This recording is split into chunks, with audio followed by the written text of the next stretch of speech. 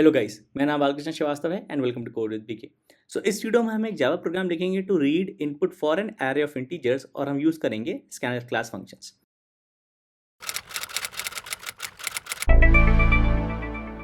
तो शुरू करने से पहले इट इज रिक्वेस्ट कि प्लीज सब्सक्राइब करेंगे मेरे चैनल को, क्योंकि मेरा चैनल नया है और आपका सपोर्ट, आपका सब्सक्रिप्शन बहुत ज़रूरी है। सो प्लीज सब्सक्राइब करेंगे मेरे चैनल को। तो चलिए शुरू करते हैं। तो हमको लिखना है एक Java program to read input for an array of integers और हम यूज करेंगे स्कैनर क्लास के फंक्शंस। ओके, तो पहला एग्जांपल हमारे पास है इनपुट 5 और 1 3 12 18 27। तो हमारा एरे साइज है 5 जो हमको अलग से दिया गया है और एरे की सारी values 5 integer values next line में दी गई है 1 3 12 18 27। ओके, ये हमारा पहला सैम्पल इनपुट हो गया। और मेरे 5 फैमिली मेम्बर्स का जो बर्थ डेट्स है वो 1 3 12 18 27 सब 3 से मल्टीपल होता है। थर्ड को मेरे भाई का है, 12th को मेरा है, 18 को मेरी सिस्टर का है और 27 को मेरी मॉम का है, फर्स्ट को मेरे डैड का है। Okay, nice. सेकंड एग्जांपल में हमारे पास जो इनपुट है वो बस एक सिंगल लाइन है जहां पर हमको इंटीजर्स दिए गए हैं स्पेस सेपरेटेड। ओके, हमको इसमें साइज नहीं दिया गया, हमको सेकंड वाले सैंपल केस में पता लगाना पड़ेगा कि साइज इसका क्या है, जो कि इस केस में 5 है। हमको एक एरे बनाना पड़ेगा साइज 5 का और फिर उस एरे में ये इंटीजर्स पॉपुलेट करने पड़ेंगे। ओके, थर्ड एग्जाम्पल हमारा सिमिलर है फर्स्ट एग्जाम्पल के, बस ये है कि साइज के बाद सारे इंटीजर्स एक सेपरेट लाइन पर आ रहे हैं। ओके, साइज 5 है, 1 3 12 18 27 जो 5 इंटीजर्स है हर एक सेपरेट लाइन पर। ओके, तो सबसे पहले हम पहला वाला एग्जाम्पल देखेंगे, ये वाला। ओके, तो पहले मैं कोड लिखूंगा, फिर मैं आपको समझाऊंगा कि वो कोड कैसे काम कर रहा है। ओके, तो सबसे पहले तुमको चाहिए होगा एक स्कैनर क्लास का object, scanner equal to new scanner, और स्कैनर का सोर्स जो है system.in है। सोर्स मतलब जहाँ से स्कैनर जो है वैल्यूज़ रीड करेगा। ओके, स्कैनर डॉट क्लोज कर देते हैं तो ये येलो स्क्विगल चला जाएगा। ओके, क्योंकि एक अच्छी प्रैक्टिस होती है कि अगर आप कोई भी सोर्स खोले उसको क्लोज करना चाहिए किसी भी प्रोग्रामिंग लैंग्वेज में। ओके, फिर हम लेते हैं एंड एन जो कि होगा size of the array. Okay, अभी इसको हम इनिशियलाइज नहीं कर रहे हैं, फिर बोलेंगे इंट ARR। ओके, ये होगा to store the array. Okay, तो पहले वाला केस हमारा सैम्पल इनपुट ये वाला। ओके, तो मैं बोलूँगा सैम्पल इनपुट केस 1। ओके, पहला है read size of the array. Okay, तो एन हो गया scanner dot next int method. Okay, मैं आपको एक मोमेंट में समझाऊंगा नेक्स्ट इंट कैसे काम करता है। हमने साइज तो रीड कर लिया जो कि पहला इंटीजर है हमारे इनपुट में, जो कि 5 है इस केस में, वो n में चला गया। और जो नेक्स्ट लाइन है उसमें n इंटीजर्स है, तो हमको एक लूप चलाना पड़ेगा जो n टाइम्स चलेगा। हर एक आइट्रेशन हम एक इंटीजर रीड करेंगे जो कि हम इस एरे में डालेंगे। ओके, तो उससे पहले हम बोलेंगे ARR equal to new int n। Okay, ये होगा क्रिएट दी एरे। ओके, फिर read values into the array. Okay, n values हैं तो एक लूप चलेगा जो कि n टाइम्स जाएगा। ओके, हर एक आइट्रेशन में हम एक इंटीजर रीड करेंगे से x, scanner dot next int method use करके, और ये x बेसिकली जाएगा ith लोकेशन में इस एरे के। ओके, तो एक मेथड लिख लेते हैं to print values of the array. So basically static void print array, ये लेगा इंट ARR। ओके, और हमको साइज ऑफ एरे पास करने की ज़रूरत नहीं है सेपरेटली, वैल्यू ऑफ n पास करने की ज़रूरत नहीं है सेपरेटली, क्योंकि AR डॉट लेंथ से आप एरे का साइज पता लगा सकते हैं और हमको पता है जितने इंटीजर इनपुट हो रहे हैं उतने ही का ही साइज का एरे है। Okay, sys out. Okay, for int I in ARR sys out, sys out. Okay, so ये एक फॉर ईच लूप है। ये वेरिएबल I इस ARR की सारी वैल्यूज़ को एक एक करके पकड़ेगा, मतलब हर एक आइट्रेशन में इस ARR की हर एक वैल्यू इस वेरिएबल में आएगी जो कि हम प्रिंट कर रहे हैं। ओके, हम एरे चेंज नहीं कर रहे हैं, ये फॉर ईच लूप है। ओके, तो हमने n की वैल्यू रीड कर ली, एरे बना लिया, और फिर प्रिंट दी एरे, प्रिंट एरे। ओके, चला के देखते हैं। जावा सी जावा, सैम्पल इनपुट क्या था हमारा, पहली लाइन में 5 जो कि साइज है, फिर 1 3 12 18 27 स्पेस सेपरेटेड एरेज, और ये हमारा एरे प्रिंट हो गया। फिर से चलाते हैं। पहले में हम साइज 10 ले लेते हैं और इंटीजर ले लेते हैं 1 2 3 4 5 6 7 8 9 और 10। ओके, फिर से चलाते हैं, साइज थोड़ा और डिफरेंट लेते हैं, इस केस में से 4, और मैं बोलूँगा 23 78 4 और 56। ओके, तो हम हर केस में एक अरे बना पा रहे हैं एग्जैक्टली उसी साइज का जो एंटर हुआ है, और सारी वैल्यूज जो हमको एंटर की गई हम पॉपुलेट कर पा रहे हैं अरे में उसी ऑर्डर में। ओके, अब हो क्या रहा है, कोड एक्सप्लेन करता हूँ। तो हम यूज़ कर रहे हैं नेक्स्ट इन। नेक्स्ट इन कैसे काम करता है? ओके, तो next in basically reads N integer from the scanner source. Okay, मैं स्कैनर सोर्स इसलिए बोल रहा हूँ क्योंकि स्कैनर जो है यूजर इनपुट से ये रीड कर सकता है, स्टैंडर्ड इनपुट से जो कि सिस्टम डॉट इन है, स्ट्रिंग से भी रीड कर सकता है, स्ट्रिंग से भी एक्सट्रैक्ट कर सकता है, फाइल से भी रीड कर सकता है। हमारा स्कैनर सोर्स यहाँ पे स्टैंडर्ड इनपुट है, यहाँ पे यूजर टाइप कर रहे हैं। ओके, तो नेक्स्ट इंट एक इंटीजर रीड करेगा स्कैनर सोर्स से, and next int ignores all white space before it finds N integer. मतलब इंटीजर मिलने के पहले जितना भी वाइट स्पेस है वो सब इग्नोर कर देगा। तो नेक्स्ट इंट के कॉल में जितना भी वाइट स्पेस आप डाल सकते हैं कि इंटीजर के पहले आप डाल सकते हैं, नॉट एन इशू, वो सब इग्नोर हो जाएगा, आपको सिर्फ इंटीजर रिटर्न होगा। और फाइनली ये होता है कि an error is throne. Okay, if और एक्सेप्शन इज थ्रोन, एक्सेप्शन बोल देते हैं क्योंकि हम जावा में an exception is throne if N integer is not found. मतलब वो इंटीजर ढूंढ रहा है, उसको मिला कोई कैरेक्टर या कोई स्ट्रिंग या फिर नॉन इंटीजर वैल्यू, तो वो एक्सेप्शन थ्रो कर देगा। ओके, ये तो हो गया नेक्स्ट इंट का रूल। अब इसको मैं समझा के बताता हूँ आपको सैम्पल इनपुट में। तो हमारा सैम्पल इनपुट है, सपोज करिए ये वाला 5 1 3 12 18 27। हमने दिया 5, पहला कॉल था नेक्स्ट इंट को इधर। ओके, पहला रीड यहाँ पे हुआ स्कैनर से, तो ये जो वैल्यू 5 है वो एज इट इज़ एंड में चली गई। ओके, क्योंकि कोई वाइट स्पेस नहीं था, कुछ इग्नोर नहीं हुआ। ओके, 5 ही रीड हो रहा है, 5 और 1 इसलिए नहीं रीड हो रहा है क्योंकि 5 और 1 के बीच में जो चेंज इन लाइन कैरेक्टर है वो भी इनपुट है। जो आप एंटर दबा रहे हो 5 को एंटर करने के बाद, जो एंटर दबा रहे हैं वो भी वाइट स्पेस है। तो 5 और 1 के बीच में वो वाइट स्पेस है जो दो इंटीजर्स 5 और 1 को सेपरेट कर रहा है, इसलिए 5 रीड हो रहा है in the value of n। तो जब आप next call of next in कर रहे हो, ओके, एक्स्ट्रा सेमीकोलन, जब आप next call of next in कर रहे हो तो आपको 1 रीड हो रहा है, और ये जो चेंज इन लाइन कैरेक्टर है जो वाइट स्पेस है वो इग्नोर हो गया। ओके, तो पहले आइटरेशन में इस फॉर लूप की पहली वैल्यू रीड हुई, मतलब ये वाइट स्पेस एंटर इग्नोर हो गया, 1 रीड हुआ।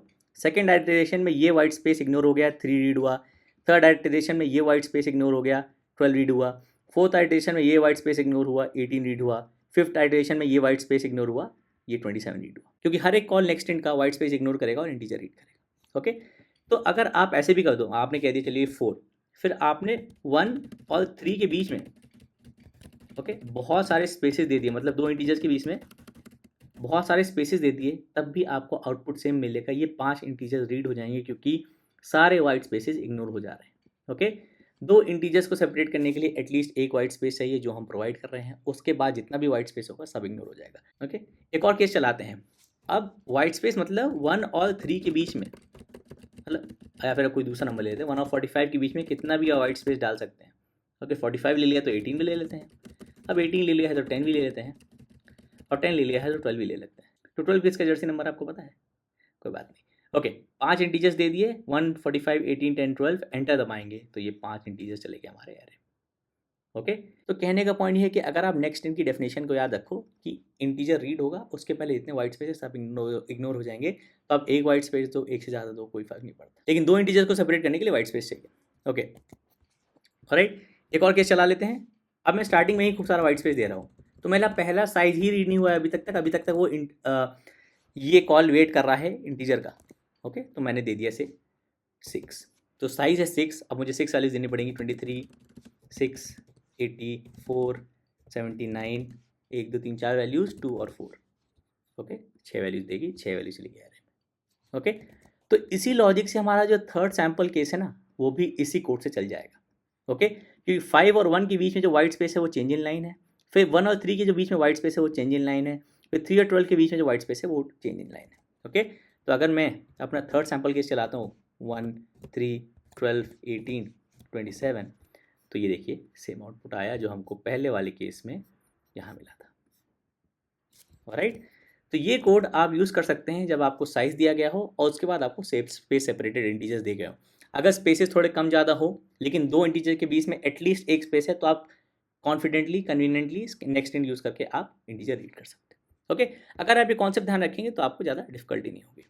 Finally exception is throne is integer is not found, मतलब अगर मैंने दिया साइज़ 4, मैंने दिया 23 4 5, फिर मैंने दे दिया स्ट्रिंग हेलो, अब इंटीजर नहीं है, तो आपको एक्सेप्शन मिल जाएगा कि इनपुट मिसमैच एक्सेप्शन, आप एक्सपेक्ट कर रहे थे इंटीजर आपको मिल गया है।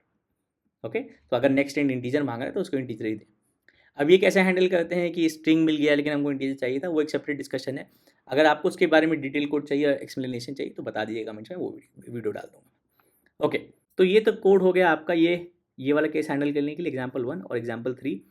इस वाले केस में साइज़ के बाद सारे इंटीजर्स एक लाइन में, इस वाले केस में साइज़ के बाद सारे इंटीजर्स एक सेपरेट लाइन में। दोनों के लिए कोड सेम है अगर आप नेक्स्ट यूज़ करके कर रहे हो, क्योंकि इसका कॉन्सेप्ट इन दोनों में फिट बैठेगा। ओके, तो अब ये वाला केस पकड़ते हैं जहाँ पे हमको सिर्फ एक लाइन ऑफ इनपुट दी गई है जिसमें सारे स्पेस सेपरेट इंटीजर्स हमारे एरे का पार्ट है, हमको साइज़ अलग से नहीं दिया गया है।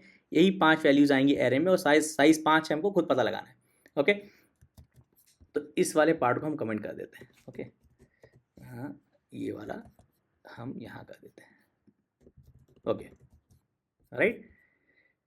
ओके, हमको एरे का साइज़ और एरे तो चाहिए होगा, स्कैनर ऑब्जेक्ट भी चाहिए होगा। ओके, अब आते हैं हम हमारे सैम्पल केस 2 में। सैम्पल केस 2, ओके, ये हो गया सैम्पल केस 1 एंड 3 भी।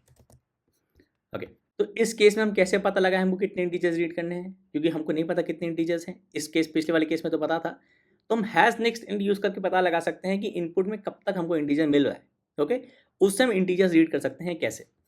तो अगर मैं लिखूँ एक code while scanner dot has next int, okay, int x is scanner dot next int, okay, और मैं करूँगा sys out integer read, okay, is x, right. तो इसको चला के दिखाता हूँ। सो क्लियर कंपाइल 1 3 12 18 27 और ये हमारा एंड ऑफ इनपुट। ओके, तो अगर हमारा इनपुट सिर्फ एक सिंगल लाइन है जिसमें स्पेस सेपरेटेड इंटीजर्स हैं तो हम सारे इंटीजर रीड तो कर पा रहे हैं।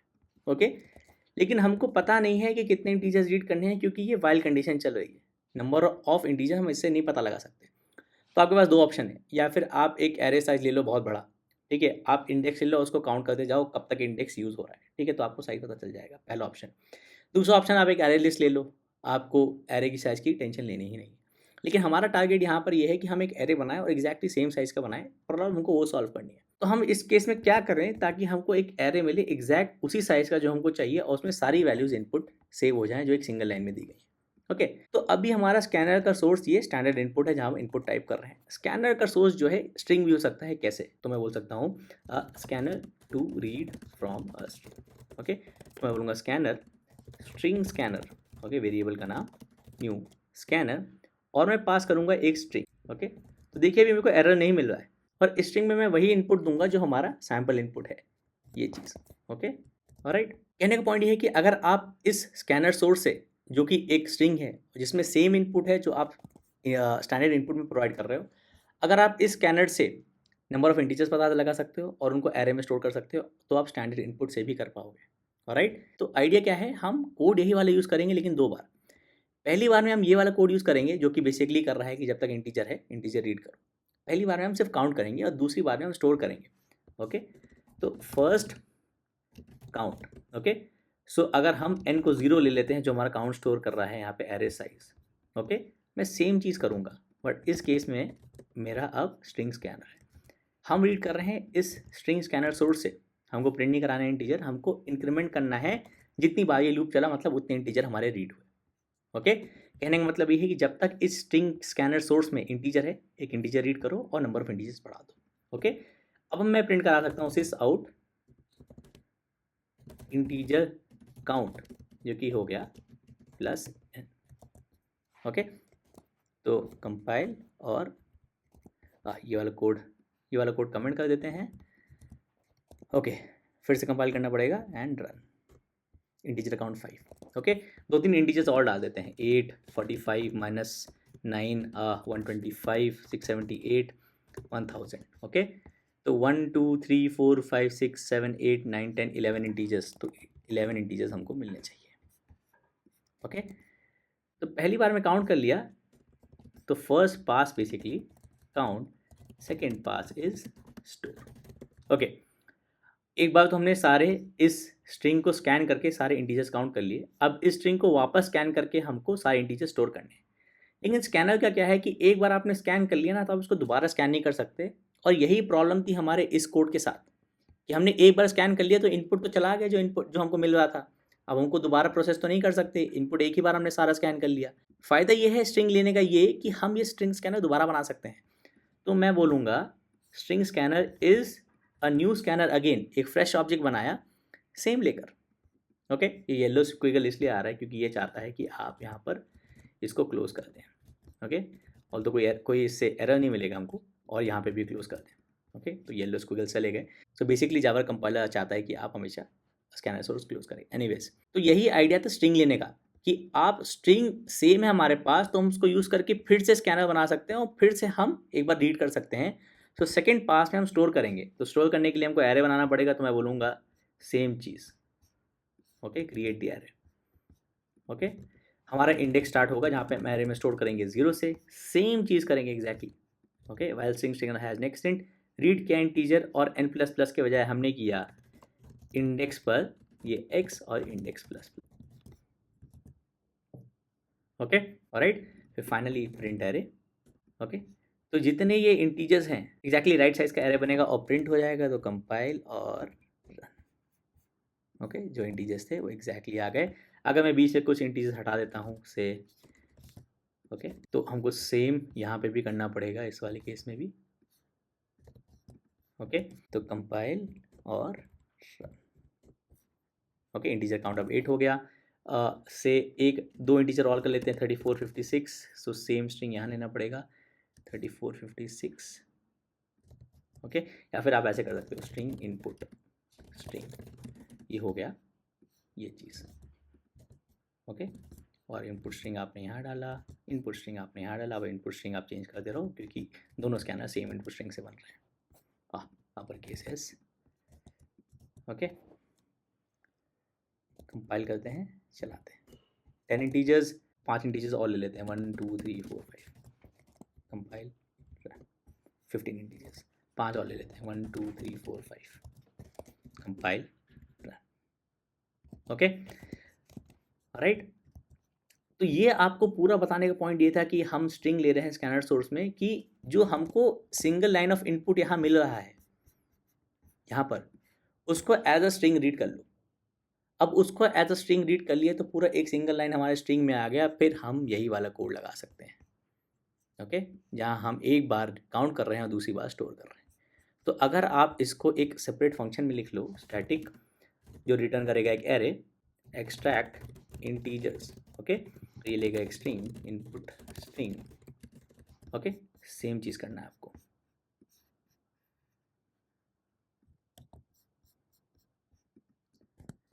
ओके, तो इंट n इक्वल टू 0 और to store the array. Okay, so int ARR बराबर नल सेमीकोलन। फिर अगेन इसको क्लोज करना पड़ेगा ताकि वार्निंग ना आए, और रिटर्न ARR। ओके, तो ये मेथड क्या कर रहा है, ले रहा है एक स्ट्रिंग जिसमें स्पेस सेपरेटेड इंटीजर्स हैं और रिटर्न कर रहा है एक array filled with those integers. Okay, returns an array populated with the integers. Okay, takes a string containing space separated integers. Okay, alright, तो ये फंक्शन मैं कॉल कर सकता हूँ डायरेक्टली यहाँ। Okay, ARR is extract integers और पास कर दूंगा ये इनपुट स्ट्रिंग। ओके, और ये हमको नहीं चाहिए क्योंकि हमने यहाँ पे स्कैनर स्ट्रिंग स्कैनर नहीं लिया है। ओके, ये हमारा ओरिजिनल स्कैनर है। ओके, कंपाइल करते हैं और चलाते हैं, सेम आउटपुट आएगा।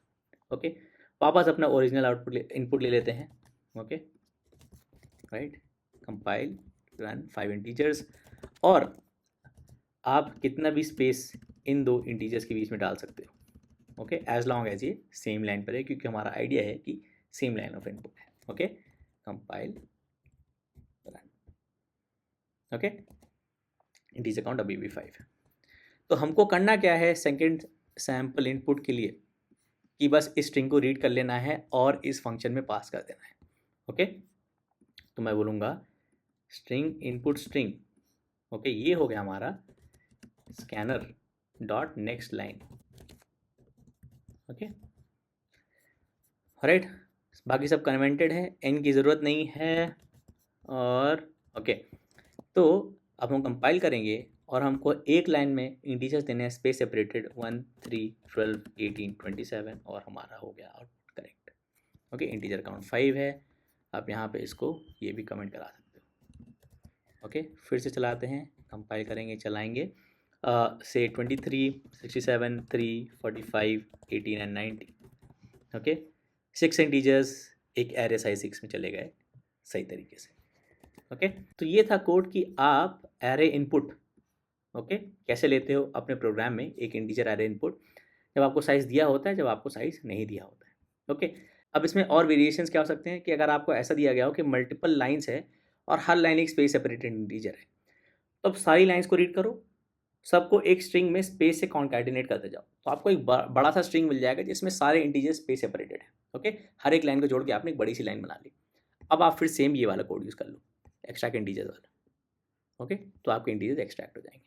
ऑलराइट, और ये जो इनपुट स्ट्रिंग है, इस इनपुट स्ट्रिंग में कितनी वाइट स्पेस दे सकते हो आप, कैसे भी वाइट स्पेस दे सकते हो, क्योंकि आप स्ट्रिंग से नेक्स्ट इंट यूज़ करके इंटीजर एक्सट्रैक्ट कर रहे हो, तो आप दो इंटीजर्स के बीच में एक बैकस्लैश एक्स बैकस्लैश एन भी दे सकते हो। कैसे, जैसे कि तो पहले तो हमारा ये हो गया यूज़र इनपुट से, फिर अगर मैं ये करूँ, ओके, अब मैंने दे दिया बीच में से बैकस्लैश एन बैकस्लैश टी, फिर backslash n backslash n 90।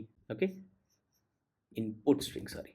Okay, फिर मैं बोलूँगा सेम चीज़ और फिर प्रिंट करूँगा एरे को। ओके, राइट, तो ये सारे वाइट स्पेसेस इग्नोर हो जाएंगे क्योंकि हम नेक्स्ट इंट यूज़ कर रहे हैं, क्योंकि नेक्स्ट इंटीजर रीड करने से पहले सारे प्रकार के वाइट स्पेस इग्नोर कर देता है। ओके, तो पहले वाले के लिए हमको एक आउटपुट मिलेगा, ओके, जो कि हम स्पेस सेपरेटेड इंटीजर्स चाह दिए, फिर हमको मिला 1, 3, 12, 18, 27, 90, 1, 3, 12, 18, 27, 90 इस स्ट्रिंग से एक्सट्रैक्टेड इंटीजर्स।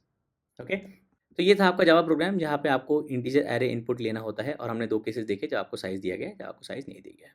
ओके, तो आई होप ये वीडियो हेल्पफुल था, आपको अच्छा लगा, आपको समझ में आया। तो उसमें कुछ डाउट तक कुछ समझ में आया तो प्लीज़ कमेंट से मेंशन करिएगा, मैं हमेशा कोशिश करता हूँ आपके सारे डाउट्स का आंसर करूँ।